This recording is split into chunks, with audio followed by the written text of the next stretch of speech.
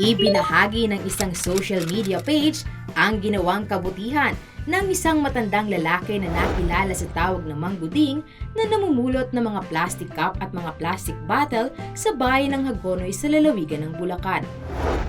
Batay sa naturang post, napulot ni Mangguding ang isang wallet na may mga lamang ID at pera.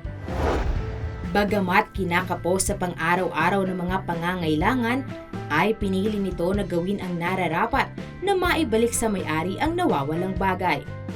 Dahil dito, ay maraming netizen ang natuwa at humanga sa kanyang ipinamalas na katapatan at kagandahan ng kalooban.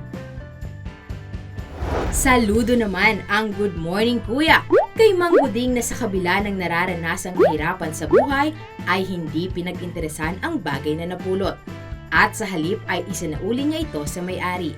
Kaya naman ang kanyang ginawa ay masasabi natin na talaga namang something good.